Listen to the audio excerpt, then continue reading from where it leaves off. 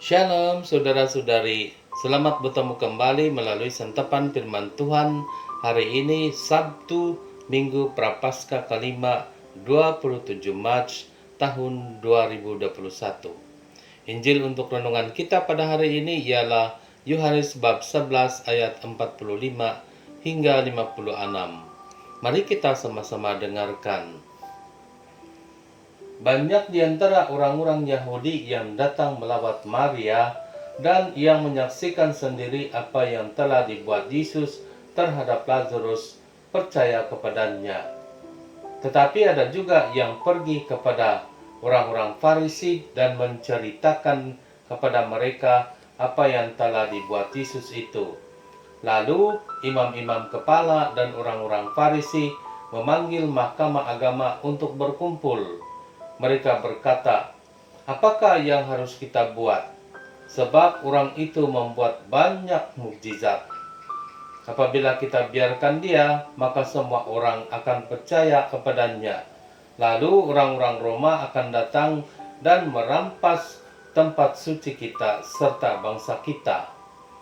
Tetapi seorang di antara mereka, yaitu Kayafas, imam besar pada tahun itu, berkata kepada mereka, "Kamu tidak tahu apa-apa, kamu tidak insaf bahwa lebih berguna bagimu jika satu orang mati untuk bangsa kita daripada seluruh bangsa kita ini binasa."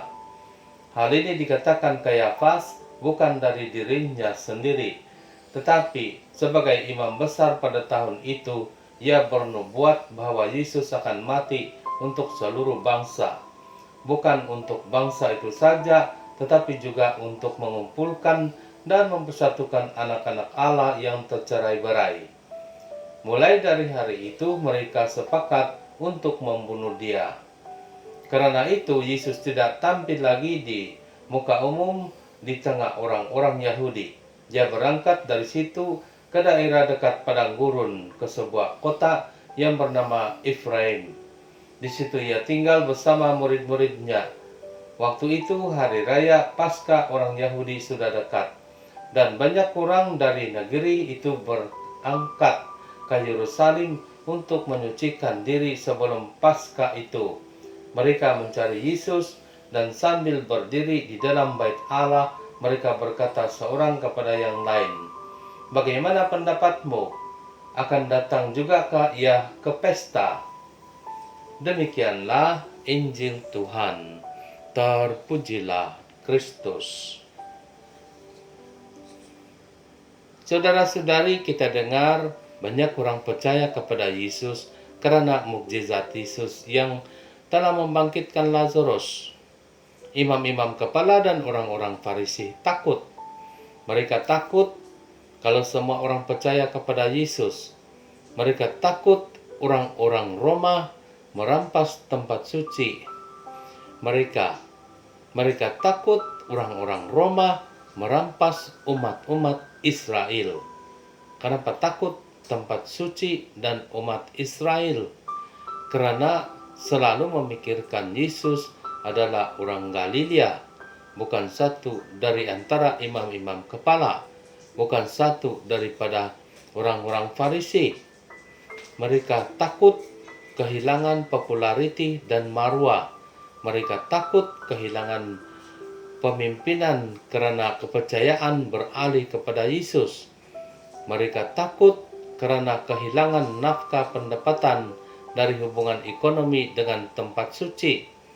Bila bangsa Israel itu beralih kepercayaan dan pemimpinan kepada Yesus, bangsa Israel itu dikatakan binasa sebab berpihak kepada Yesus. Maksud sebenarnya kebinasaan imam-imam kepala dan orang-orang Farisi sendiri. Mereka takut kehilangan kesemuanya. Dalam hal itu bukan masalah tentang kepercayaan kepada Tuhan, melainkan takut karena kehilangan agenda dan kepentingan pribadi. Lagi pula, mereka tidak dan gagal mengenali Yesus secara adil dan jujur. Karena takut, Kayafas mungkin juga dia setuju cadangan pembunuhan Yesus atas bertujuan menghalang Yesus menjadi pemimpin bangsa Israel yang mengubah struktur pentadbiran sampai pelayanan imam-imam kepala tidak diguna pakai.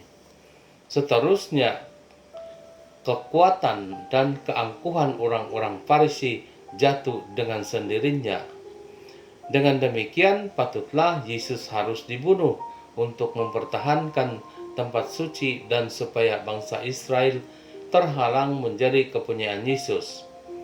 Kayafas, imam besar, mengikut dalam Injil pula dikatakan bernubuat Yesus akan mati untuk bukan bangsa Israel saja, tetapi seluruh bangsa, dan mengumpulkan dan mempersatukan anak-anak Allah yang tercerai-berai.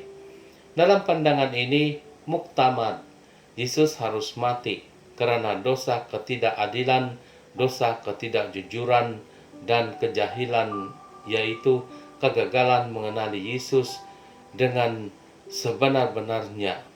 Yesus harus juga mati karena kehendak Allah yang menyelamatkan. Semoga Roh Kudus membimbing kita untuk terus mengenali, percaya, dan mengikuti serta melayani Yesus. Dalam nama Bapa dan Putra dan Roh Kudus. Amin.